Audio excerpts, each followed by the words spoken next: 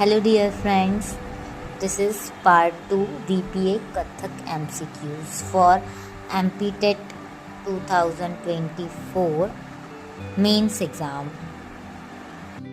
Friends, part 1 में हमने 20 question discuss किए थे। Now we have to start 21st question. So निम्नलिखित में से कौन सा नाम कृष्ण से संबंधित है? जैसे कि कल भी डिस्कस किया था पार्ट 1 में, नटवर जो है भगवान कृष्ण से संबंधित है, ऑप्शन 2। 22 क्वेश्चन, अभिनय कितने प्रकार के होते हैं? तो अभिनय होते हैं 4 प्रकार के: आंगिक अभिनय, वाचिक अभिनय, आहार्य अभिनय और सात्विक अभिनय। ये 4 प्रकार के अभिनय नाट्य शास्त्र में बताए गए हैं। 23 क्वेश्चन, कथक नृत्य में किया जाने वाला टुकड़ा है। इसका आंसर कंफ्यूजिंग है, बट हम करने की कोशिश करते हैं।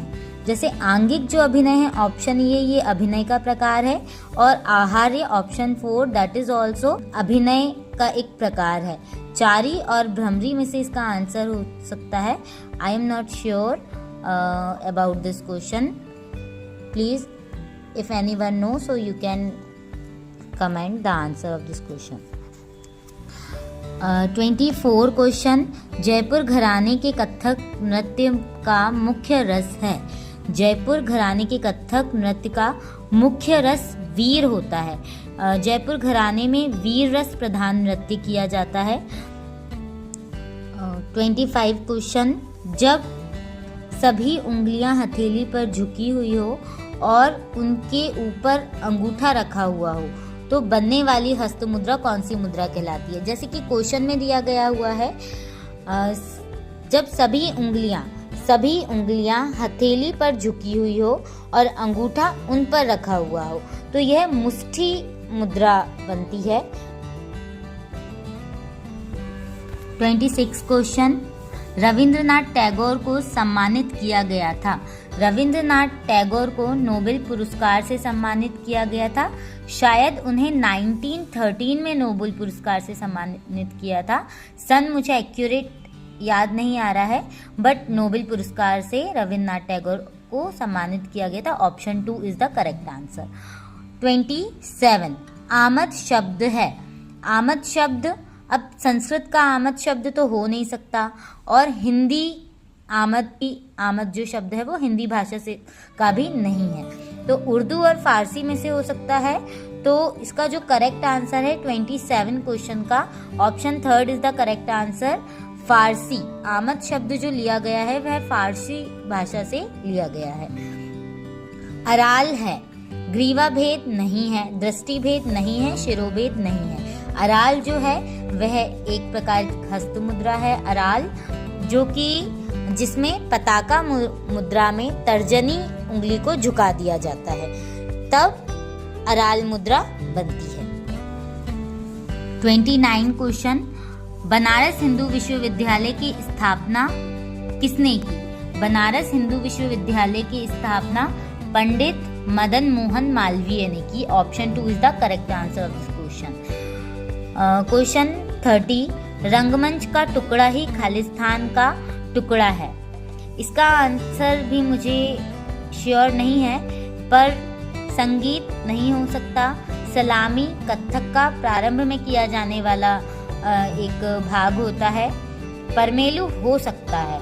नटवरी जो कि कृष्ण भगवान के द्वारा किया गया नृत्य है। तो ये तीनों ऑप्शन तो मुझे डाउटफुल लग रहे हैं, इसीलिए मैं ऑप्शन 3 पे टिक करना चाहूंगी।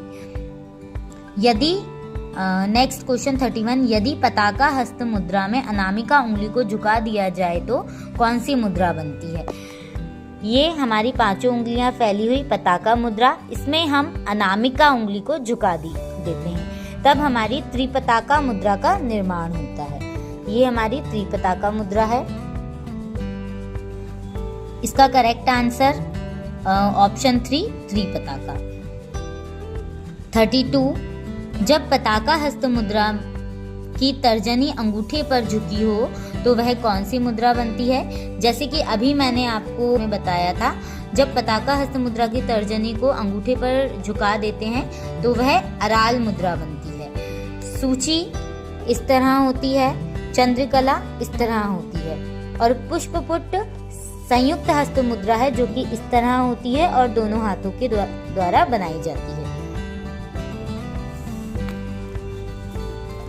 33 क्वेश्चन, पाश खालिस्तान का नाम है।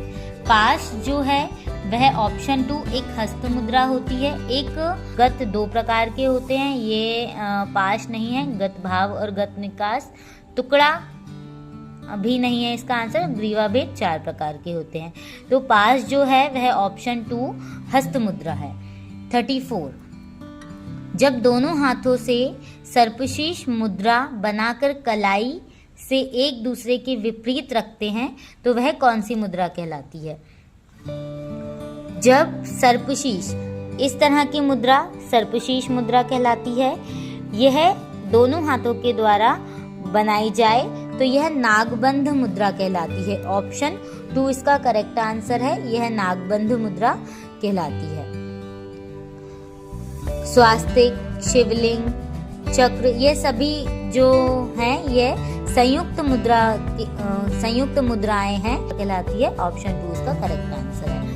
जब दोनों हाथों से पताका मुद्रा बनाकर कलाई को एक दूसरे के विपरीत रखते हैं, यह पताका मुद्रा है और इसको हम कलाई के ऐसे विपरीत रखते हैं तो यह मुद्रा स्वास्तिक मुद्रा कहलाती है, जो कि यह भी संयुक्त हस्त मुद्रा के अंतर्गत आता है। ऑप्शन 2 इसका करेक्ट आंसर है। 36 क्वेश्चन, अंजलि है। असंयुक्त हस्त मुद्रा एक हाथ से की जाने वाली और जो अंजलि मुद्रा है वह दोनों हाथों के द्वारा की जाती है, अर्थात यह संयुक्त हस्त मुद्रा है। ऑप्शन 2 इसका करेक्ट आंसर है। दृष्टिभेद और ग्रीवाभेद नहीं है। गत मुख्य कितने प्रकार के होते हैं? गत मुख्यतः 2 प्रकार के होते हैं। Option 1 is the correct answer.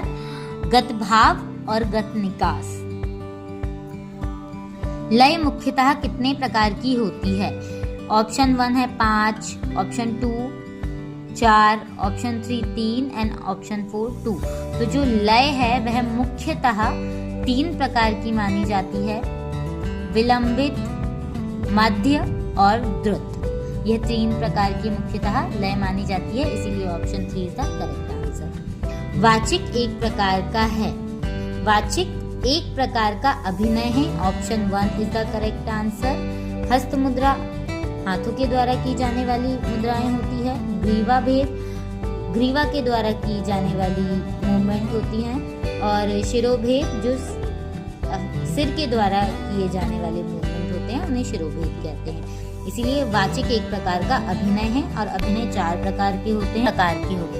रस कितने प्रकार के होते हैं? रस मुख्यतः 9 प्रकार के होते हैं। Option 4 is the correct answer.